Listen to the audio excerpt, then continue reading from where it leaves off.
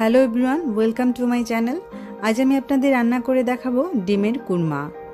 রাজকীয় স্বাদে এই ডিমের কুরমা খেতে অনেক ক্রিমি আর সিল্কি হয়।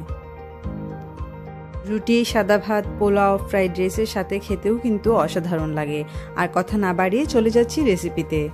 ডিমের কুরমা বানাতে এখানে আমি 5টি সেদ্ধ ডিম নিয়েছি আর ডিমগুলো চারদিক হালকা কেটেও নিয়েছি যাতে মশলাগুলো ভেতরে ঢুকে।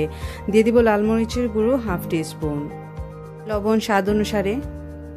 এখন ডিমগুলোকে মশলার সাথে ভালোভাবে মিশিয়ে নিব। তারপর ডিমগুলোকে হালকা ভেজে নিব।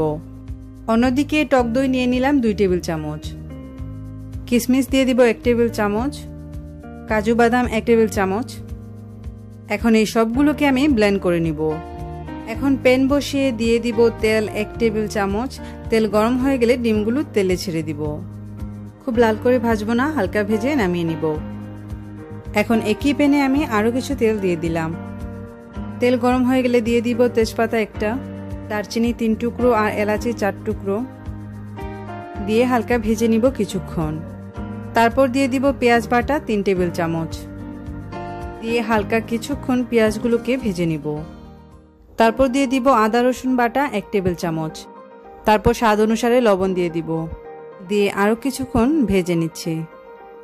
তারপর আগে টক দই দিয়ে যে মিক্সচার তৈরি করে নিয়েছিলাম তা দিয়ে দিচ্ছি, দিয়ে আরও কিছুক্ষণ মশলাগুলোকে কষিয়ে নিব। তারপর হাফ কাপের মতো পানি দিয়ে তার মধ্যে দিয়ে দিব ধনিয়া গুঁড়ো 1 চা চামচ, জিরা গুঁড়ো 1 চা চামচ, 1 চা চামচ লাল মরিচের গুঁড়ো, চিনি হাফ টিস্পুন। এখন ভালোভাবে মশলাগুলোকে কিছুক্ষণ কষিয়ে নিব। যখন তেল উপরে ভেসে উঠবে তখন দিয়ে দিব 1 কাপ পরিমাণ দুধ। এখন ভালোভাবে নেড়ে ওয়েট করব বলক ওঠার আগ পর্যন্ত। বলক ওঠার পর ডিমগুলো দিয়ে দিব। উপরে 4-5টা কাঁচামরিচ দিয়ে ঢেকে দিব মিডিয়াম লো আঁচে। 5 মিনিট পর ঢাকনা তুলে দিলাম।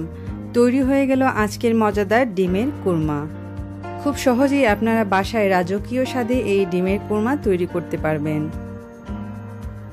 আমার আজকের ভিডিওটি যদি আপনাদের ভালো লাগে তাহলে প্লিজ একটা লাইক দিবেন, আর আমার চ্যানেলটি এখনও যারা সাবস্ক্রাইব করেননি প্লিজ সাবস্ক্রাইব করবেন।